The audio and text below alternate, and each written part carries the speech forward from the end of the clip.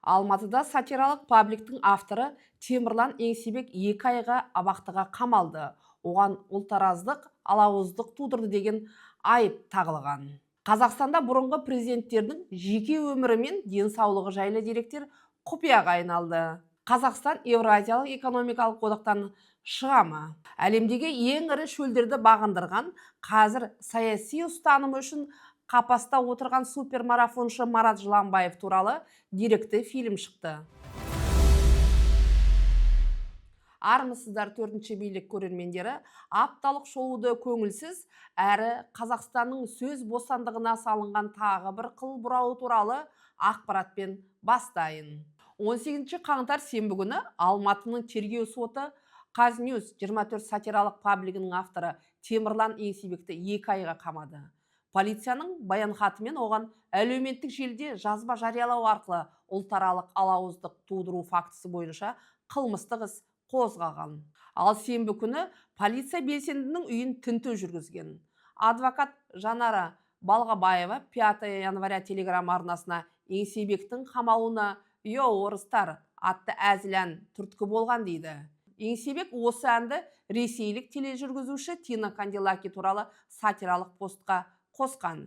Егер Темірланның айыбы дәлелденсе, ал ол Қазақстан практикасында аса қиын емес екені белгілі, оған не 2-7 мың айлық есептік көрсеткіші көлемде айыппұл немесе шектеу жазасы немесе 2-7 жыл түрме жазасы қарастырылған. Айта кету керек, бұл Еңсебектің алғаш рет қудалануы емес. 2021 жылы мамырда да сатиралық пабликте Қазақстан мұсылмандары діни басқармасы елдің бұрынғы президенті Нұрсұлтан Назарбаевқа Құдай дәрежесін беріп, мұны Конституцияда бекітуді ұсынады деп, тағы бірінде Ішкі істер министрлігі Қазақстан азаматтарын шетелде түскен суреттерді әлеуметтік желіде жариялауына тыйым салып, бір реттен артық шетелге шығармайтын заң жобасын жасап жатыр деген мысқыл сатиралық жаңалық болған. Пабликтің профилінде материалдардың шынайы жағдайымен байланысы жоқтығы ескертілген.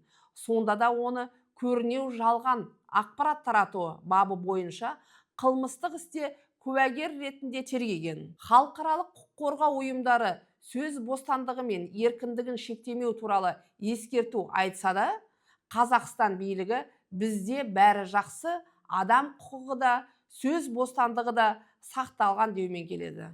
Қазақстан Республикасының бұрынғы президенттері мен олардың отбасы мүшелерінің жеке өмірі және денсаулығы жайлы деректер мемлекеттік құпияға жатқызылды. Мұндай заңға Қазақстан президенті Қасым-Жомарт Тоқаев қол қойды. Былтыр жыл соңында парламент депутаттары мемлекеттік құпиялары туралы заңды оқып, талқылап, оның 14 бабына толықтыру енгізді. Ол заң 1999 жылы қабылданған. Бұл нені білдіреді деп сұрадық мәжіліс депутаттарынан. Бірі, президент Қазақстан жайлы көп құпияны біледі, оны шетелдік агенттерге айтып қоймау үшін маңызды десе, енді бірі, экс-президент Ресей президенті Владимир Путинмен ақылдасып жасап отыр деп болжайды. Президент Тоқаев мемлекеттік құпиялар туралы заңға өзгертулер мен толықтырулар туралы заңға қол қойды. Енді Қазақстан Республикасының президенті денсаулығы мен өмірі құпия болып саналады, барлығы мемлекеттік құпия болып саналады деп кеткен. Енді президенттің Қазақстан Республикасының азаматы неге оның өмірі құпия болу керек? Бұл жалпы қай президент болса да жылдап олардың ұрлап жымқырып келген қаражаттарын қорғаштау үшін қабылданған заң ба? Жоқ, бұл енді бір белгілі бір адамды қорғаштау үшін жасалған дүние емес деп мен есептеймін. Өйткені біріншіден мемлекеттің басшысы болғаннан кейін ол жерде өте маңызды шешімдер қабылданады, әсіресе саяси шешімдер қабылданады. Кейбір саяси шешімдердің артында құпиялық шрифтпен бекітілген шешімдер болуы мүмкін. Оған қол қоятын әрине президент.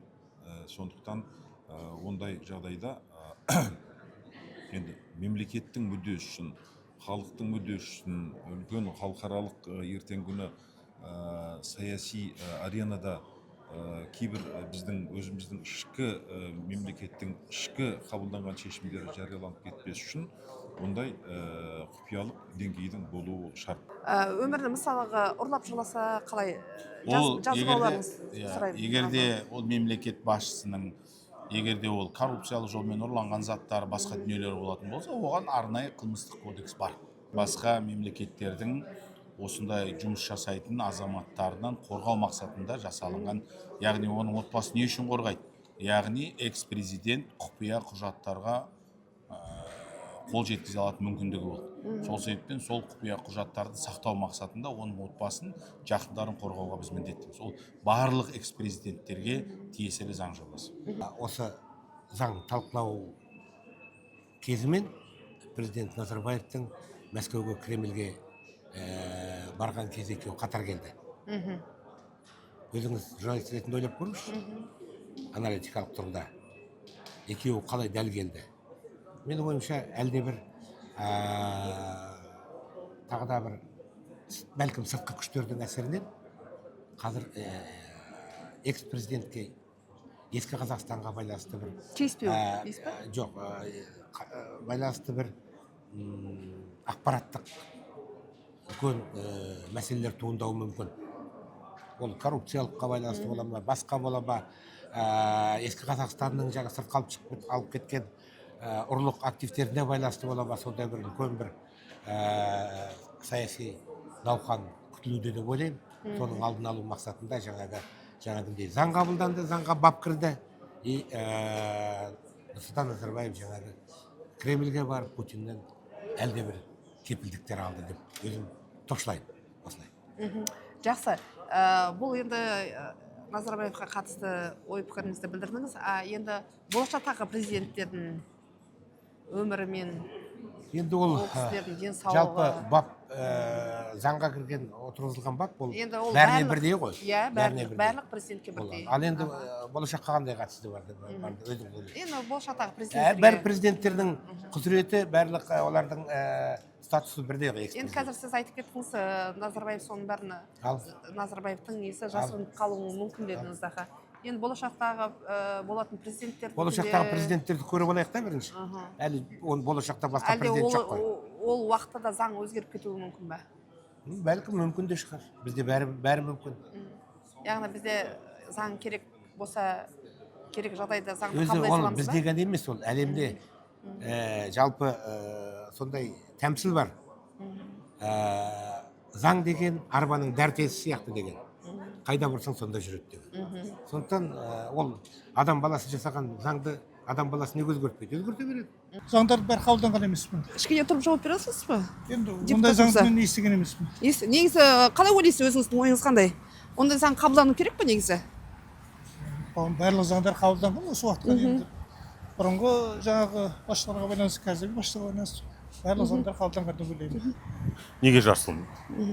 Ешқандай ондай несі жоқ қой.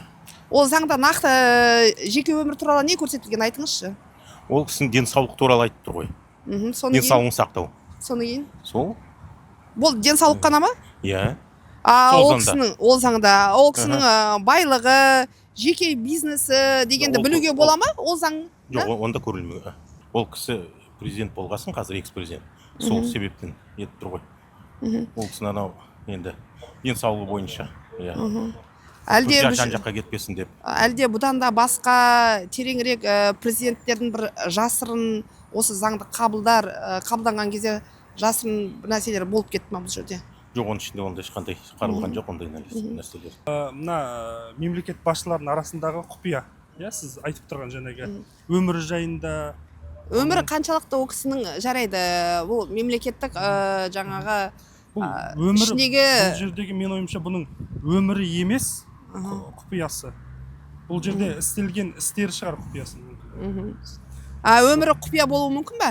Өмірі құпия болуы мүмкін деп айта алмаймын, себебі өмірі ашық. Қазір Ресейге барғанын салып жатыр, мысалы, сіз білесіз, соны талқылап жатыр. Қай жерде жүргенін талқылап жатыр. Мысалы, соңғы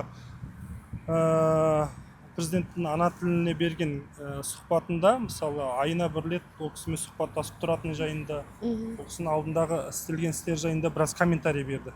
Негізі ол кісінің жаңағы бұған дейін істеген жайында бір ақпарат берді ғой, енді сол жерден де алуға болады деп ойлаймын өзім. Ол кісінің байлығы, жеке Енді- бизнесі туралы Енді білуге ол- мүмкіндік бар ма негізі? Қазіргі таңда енді не госреестрді ашып немесе басқа да бір құзырлы органдардан Бұл сұратсаңыз болады. құпияға жатпайды ғой, иә? Бұл меніңше құпияға жатпайтын жағдай. Сложный вопрос, я в рабочей группе не состоял, насколько он правильный или неправильный, не мне совсем Сіз енді судить. мәжіліс депутаты емессіз Мен? бі? Мәжіліс депутатымын. Аға, енді бұл сіз бұл туралы жауап бере алмайсыз ба? Бұл туралы сіз естімедіңіз ба, білмейсіз ба? Ну, смотрите, а что вы относите к... Жеке өміріне, мысалы Что вы- бизнесі бар деп айтайық, жасырын болуы мүмкін ба бизнестері, ол кісі жаңағы Ну, опять же, смотрите, есть то, что является общественным интересом, есть то, что является там какой-то частной предпринимательской инициативой. За пределами президентской власти он же не мысалы ол кісінің ограничен в своей предпринимательской активности, правильно? Ол енді Нұрсұлтан Әбішұлы 30 жылдан астам мемлекет басқарды ғой. Ол қазақ халқының тарихы. Сондықтан біз ол жақсы көрейік, жек көрейік. Ол кісі жөнінен әңгімені меніңше доғару керек. Ғұламалардың айтатын сөзі бар. Ана өткеніңді қазып алғаннан гөрі болашағыңды зерделеп, сол болашақта не боламыз, қалай өмір сүреміз. Осы жағын ол көп тек ойлау керек деп қана ойлаймын. Назарбаев емес, басқа президенттердің де жеке өмірі құпия болып саналады деп ойламайсыз ба осы заңмен? Оны енді уақыт көрсетеді ғой енді. Енді бұл жерде қандай мәселе құпиялық мәселе. Ол кісінің қай жылы туғаны, қайда қызмет жасағаны, қалай өмір сүргені, барлығы ол халыққа жария Сіз болып отыр өзіңіз ғой. жеке өмір деп нені түсінесіз? Әлеуметтік желіде мәселен барлығымыз мәселен жеке парақшамыз бар. Сіз жеке біз- өмір деп не түсінесіз сіз өзіңіз? Қалай? Ол Жеке өмір деп нені түсінесіз? Президенттің жеке өмірі, денсаулығы, жеке өмірі деп нені түсінесіз сіз? мен мәселен Мемлекеттік құпиядан басқасын айтып отырмын сізге. мен мәселен менің денсаулығым мәселе сізге керек пе? Ол Неге менің президент өзім- болсаңыз әрине керек. Жоқ, ол енді олай өйтіп бір жақты қарамау керек. Бұл жерде әртүрлі нюанстар бар енді. Ол тікелей бір нәрсеге бұрмалап, тиянақтап қойып, ол меніңше оған мен көп келіспеймін. Қазақстанда әзірге жалғыз бұрынғы президент бар. Ол биыл 85-ке толатын Нұрсұлтан Назарбаев. Қазақстан Совет одағы құрамында болған кезде билікке келген ол 30 жылдай ел басқарып, 2019 жылы наурызда президент лауазымын өзінің көп жылдан бергі серігі Қасым Жомарт Тоқаевқа табыстаған. Оның немесе қазіргі президенттің жеке өмірінің құпиясы туралы жұртшылық пікірі де саналуан. Биліктен кетті ғой енді ол кісі, қаншалықты құпия болу керек еместігін енді білмеймін. Халық қазір ол кісі туралы көп білмейді ғой. Енді құпия болу керек пе? Енді мемлекетті басқарды ол кісі. Меніңше құпия болу керек емес сияқты. Өйткені мемлекетті басқарғаннан кейін халық білгісі келеді. Ол құпия болмау керек, халық есту керек, білу керек, көру керек. Ол кісіге былай халықтың көбісі жамандық айтып жатқан жоқ қой, бизнес туралы деп. Енді әркім өз өмірімен сүреді ғой айналайын. Бәріміз өзімен өзімізбіз. Бір уақытта біз анау неге саясатқа жақ араласпаймыз көбінесе. Енді ел тыныш болса, халық аман болса, егеменді ел болғанымызды қолдаймыз соған деп. Сол кісі ғой енді бастаған әуелде. Осы қаланы өсірген, көкіткен сол Ол кісі. сіз ойламайсыз Иә, ол болатын. кісінің байлығын, жеке бизнесін? Мен ондайға араласпаймын. Байлыққа қызыққан емеспін. Біреудің бизнесіне қызыққан емеспін. Өзім қарапайым қазақ. Назарбаевты бай деп ойлайсыз ба негізі? Бай адам ғой енді, бай ғой. Бай, байшылық. Оның байлығы қайдан келгенін білмейсіз ба? Енді қайдан келді деп біліп ойлайсыз? отырсақ та, қайдан келсе де енді өзінің бір еңбек шығар. Айта алмаймын мен, жаман жақсы. Не знаю, ну если нечего скрывать, то мне кажется и обнародуют. Ну, Насколько это правильно? Ну, это, конечно, неправильно, это все равно ущемляется права, как равноправия, получается, у нас и нету. Ну, и нас говорят, что мы должны стремиться к развивающим странам, но если так посмотреть, то, получается, мы, наоборот, от них дальше уходим. Если в развитых странах публикуют, вся доступная информация есть, можно посмотреть, то у нас наоборот все стараются засекретить. Аз қалды ғой ауыл енді жүре берсін аман есен. қаншалықты құпия болу керек деймін. Мысалы мынау Американың басқа елдің президенттерінің жеке өмірлері құпия емес қой. Мысалы байлықтары деген сияқты. Білмеймін ол жағы құпия. Қаншалықты дұрыс деймін да? Ол кісінің Дұрыс жеке шығар өмірі. енді үлкен кісі ғой. Қазақстан 2014 жылдан бері Евразиялық экономикалық одаққа мүше. Одақта одан өзге Ресей, Қырғызстан, Беларусь, Армения бар. Сарапшылар бұл одақта Ресейдің ықпалы көп екенін, Мәскеу бұған көбіне экономикадан гөрі саяси одақ ретінде қарайтынын айтады. Евразиялық экономикалық одақтан Қазақстанға не пайда деп депутаттардың аузына микрофон тостық. Евразиялық экономикалық одақтан Қазақстан қандай пайда көріп отыр бүгінгі күнге? Енді қандай пайда көріп жүрміз енді ол Евразиякта біздің представительдер бар, министрлер бар. Олар біздің Осы одақтан кім көп пайда көреді негізі, өзіңіз айтыңызшы. кім көп пайда көреді? Қазақстан ба, Ресей ма, әлде басқа елдер ма? Ол жақта көру керек кім қанша. Біз де пайда көріп отыр, Ресей де пайда көріп отыр. Ресей қанша пайда көріп отыр, айтыңызшы. Ресей, мен білмеймін қанша. Депутат ретінде білмейсіз ба сіз? Ол туралы бір қарап, анықтап шықпадыңыз ба? Жоқ, оны қарастырып жүрміз ғой. Сіз енді депутат емессіз ба Қай деген саласында ғой. қандай пайда? Мынау сала осындай пайда, 10%, Білесіз ба, өзіңіз 10%. білмейсіз ба? Конечно, білеміз қой. Білсеңіз енді айта алмайсыз ба? Не, қазіргі цифрларды айта алмаймын. Ресейдегі, Пайызын да конечно, айта алмайсыз ба? Ресейдегі, конечно. Ресейса көп шығар Ресейде. Көп шығар. Иә. Аха. Енді Ресей Көп үлкен болса, ғой. онда қандай пайдасы бар біздің Қазақстанға? Егерде Ресей көп пайдасын Ресей көрсе. Бізге қандай пайда бар? Иә. Бізге былай қарағанда қанша импорт келіп жатыр да Ресейден. Осыны сіздер Импорттың білесіздер. келгені дұрыс па негізі Қазақстанға? Енді кейбір заттарды біз өзіміз шығармасақ, ол дұрыс деймін. Сіз қалай қарайсыз? Дұрыс па, дұрыс емес пе? Неге онда біздің өзіміздің өнеркәсіп неге дамымайды онда? Бәрі жұмыс істеп жатыр ғой өнеркәсіп жағынан. Қаншама жұмыс жасап жатыр. Қанша инвестициялар керек. Совместный предприятиялар қанша болып жатыр да, Ресей мен Қазақстан. Ол ең бірінші, ол пайда біздің халыққа пайда болу керек. Қазір халық пайдасын көріп жатыр ма? Ең бірінші жұмыс ретінде жұмыс болу керек халыққа, Қазіргі налог төлену керек. Да, бар. Бүгін дүние жүзіндегі мынау санкцияға байланысты Ресей Қазақстанмен сауда жасауға мәжбүр болып отыр. Сондықтан екі елдің арасындағы жаңағы товар айналымы артып келе жатыр. Біріншіден, екіншіден мынау Ресейдің кейбір өндірістері Қазақстанға келіп жатыр. Бұл енді Қазақстанның экономикасы үшін пайдалы. Өйткені біздің елімізде Қанша пайыз биыл сіз көрдіңіз ба, білдіңіз ба? Ол туралы хат жолдадыңыз ба? Қазір былтырғы қанша пайыз біз пайда көріптік осы одақтан? Әлі мына бір жылдың ішінде статистика шыққан жоқ. Бір жылдың ішіндегі статистика наурызда шығады. Сол кезде белгілі болады. Енді кейбір мәселелер 2022 жыл, 2023 жылдарды статистиканы ол туралы сіз сұрап біліп товар айналымы артып келе жатыр. Біріншіден, екіншіден енді Ресейдің импорты да Қазақстанға артып келе жатыр.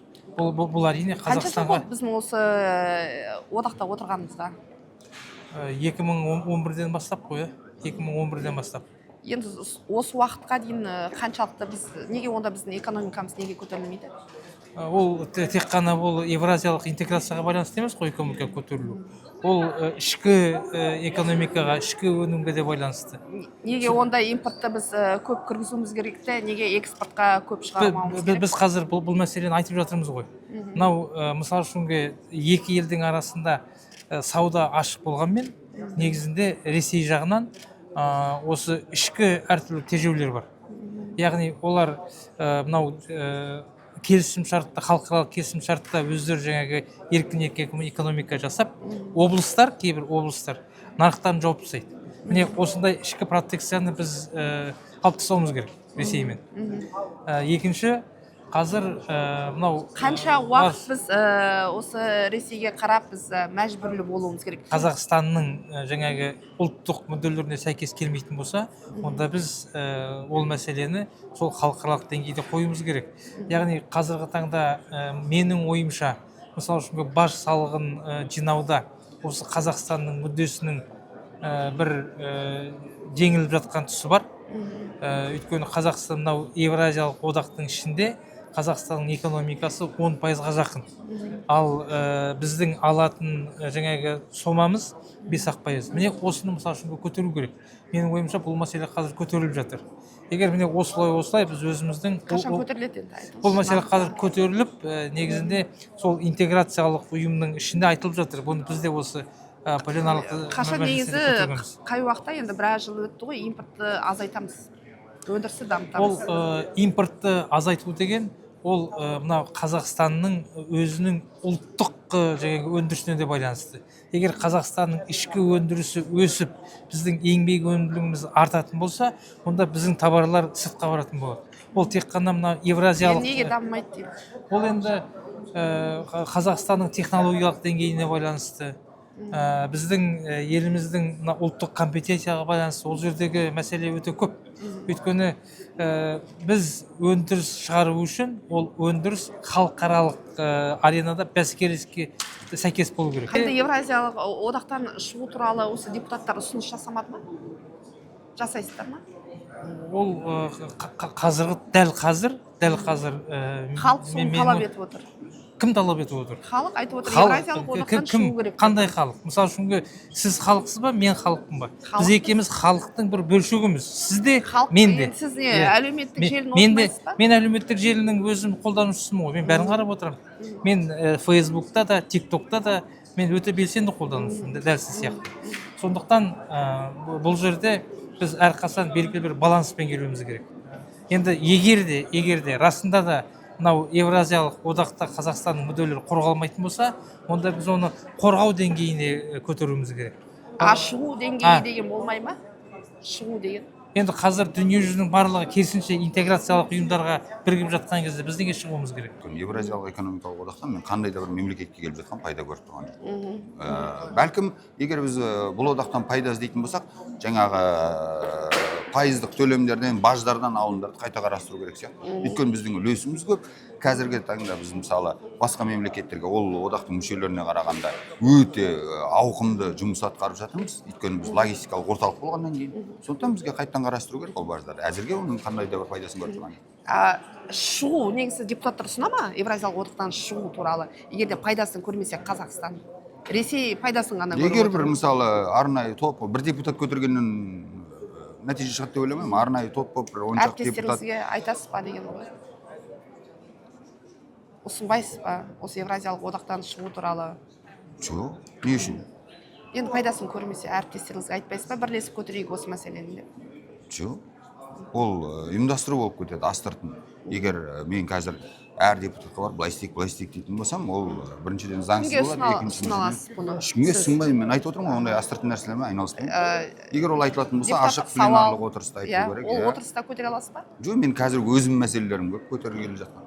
Енді Евразиялық экономикалық одақ бұл өте күрделі сұрақ.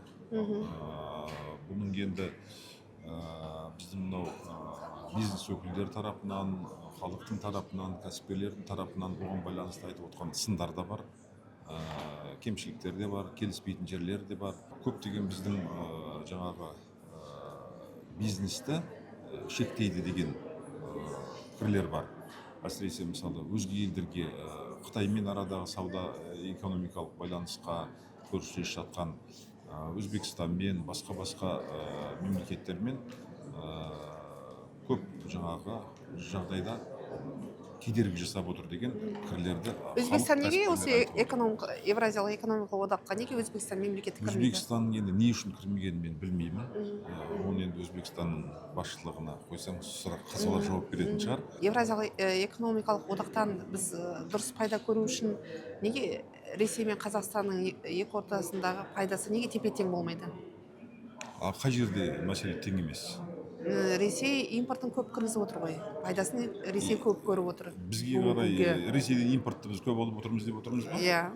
Енді бізде ішкі нарықта қайта өңдеу, жалпы өңдеу саласы, президенттің өзі айтты емес па, қайта өңдеу саласы бізде қазір кенжелеп тұр. Соны біз өзіміз жасай алмай отырсақ, біз жаңағы тек қана шикізат көздерін сатумен ғана отырсақ, қайта өңдеу, терең өңдеуге біз бара алмай отырсақ, оған кім кінәлі? Оған өзіміз кінәліміз.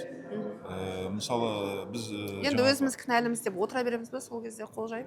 жоқ, оған қазір отырған ешкім жоқ қой. Қазіргі уақытта енді орта және шағын бизнестің көлемін ұлғайтуымыз керек деп жатыр, иә. Президент тапсырма берді. Пока оны 15%-ға дейін жеткізуіміз қажет. Мысалы мына айтып кетейікші, көрші еліміз Өзбекстанды бүгінгі күнге өнеркәсіпте дамып жатыр. Бізден алдыға қарай бірнеше жылда жылжып келе жатыр. Экономикасы болсын, басқа саласы болсын, өнеркәсібі болсын, бәрі дамып келе жатыр. Біз ол кісілер Евразиялық экономикалық одақта жоқ. Бұл енді Евразиялық экономикалық одақта барлығы жоқтығына байланысты емес ол. Ол мысалы ешқандай одақта жоқ, 30 жыл бойы Америка мен Европаның санкциясында отырған Иранның өзі де дамыды ғой. Біз тәуелдіміз бе сол? Жоқ, бізде ешқандай тәуелділік жоқ. Бұл енді Евразиялық экономикалық одақ бір кездерде осы 4-5 мемлекеттің арасында еркін сауда айналымын жасау үшін, бажға төлемеу үшін, өзіміздің өнімімізді Ресейге, Белоруссияға өткізу үшін, болмаса олардың бізге қарай алу үшін жасалған дүние болып қалыптасқан еді басында. Басындағы экономикалық интеграция ғой бұл.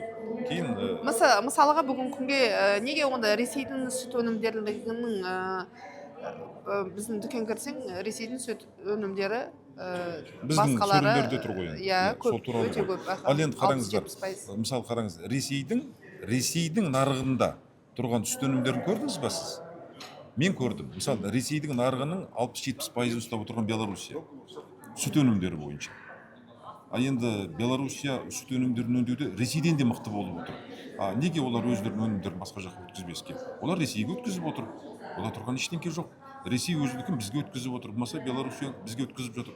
Барлық кінә айтып отырмын ғой, барлық кінә бізде өзімізде. Біз орта және шағын бизнесті дамытпайынша, біз біздің сөрелерде осы таможнялық жаңағы экономикалық одақтың өнімдері тұратын болады. Даммауына. Оны үкімет кінәлі, әрине, өзіміз кінәліміз. Біз заңға бағынбайтын халықпыз, мысалы ше, заңды орындамайтын мысалы халықпыз. Біз өзімізден бастауымыз қажет барлығын. Біз заңда орындауымыз қажет. Шығарылған заңдарға біз бағынуымыз қажет. Одан бөлек жаңағы бүгінгі күнде бізде жүйе қалыптаспаған. Мен үнемі журналистермен жолыққан кезде осы мәселені айтамын. Бізде бір басшы ауысып кетсе, жүйе сынады болды. Ол дұрыс емес. Бізде бір емес 10 басшы ауысып кетсе де жүйе сынбау керек, жүйе жұмыс істеп тұру керек. Осыны біз қалыпқа келтірмейінше, біз жаңа мен айтып отырған орта шағын бизнесті келтіре алмаймыз. Орта шағын бизнес бізде дамитын болса, біз өзіміздің бүкіл өніміміз ертең күні Ресей мен Белоруссияның сөрелерінде тұратын болады. Қытаймен шекараластағы тауар айналымы бойынша позициясы жақсы. Бірақ басқа бір мемлекеттердің позициясы төмен. Сол себептен экономикалық одақ деген бұл мүдделердің соқтығысы. Біз өзіміздің мүддемізді жан-жақты қорғай білуіміз қажет. Ұтылатын тұстарымызды мейлінше жақсартуға, баж салығы бойынша үлкен позициялар Ресейдің қолында, біз онымен келісуіміз қажет. Біздің позициямызды күшейту керек.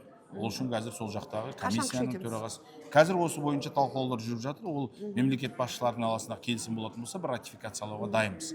Ал олардың позициясы бойынша біз мысалы Қытаймен қарым-қатынасымызда Евразиялық экономикалық одақта Ресей үлкен көлемде пайдасын көріп келе жатқанына. Өйткені олардың енді жоқ, ол міндетті түрде экономика деген сол салыстыратын дүние ғой. Кімнің қаражаты, экономикаға салымдары, товарларының экспорттары көп, сол мемлекеттің позициясы әрдайым үстемдірек болады. Бұл тұста әрине Ресейдің бізден экономикасы 10 есеге жоғары. Сол себептен оның позициясы үстемдірек. Мына мысалға тұра тұрыңызшы, тұрып сөйлесейікші. Дегенмен Қазақстан қоғамында Қазақстан бұл одақтан шығу керек деген пікір жиі айтылады. Былтыр үкіметте Қазақстанның Евразиялық экономикалық одақтан шығуына негіз жоқ деген сауда және интеграция министрі Арман Шаққалиев биыл тағы да сол ойын қайталады. Министрдің сөзінше, Евразиялық одақтағы Ресейдің мұртын балта шаппайды. Оның 2023 жылғы Қазақстанмен сауда айналымы $26 миллион астам. ал былтырғы айналымды министр әлі есептемепті. Ресейдікі қанша айтыңызшы? Ресейдікі сыртқы мына 23-ші жылдың қорытындысы бойынша доллармен айтатын болсақ, ол 26,5 миллиард доллар құрады. Апталық шолуымызды бір жағымды жаңалықпен аяқтайын. Азаттық радиосы Қапастағы супермарафоншы, саяси оппозициялық қайраткер Марат Жыланбаев туралы деректі фильм шығарды.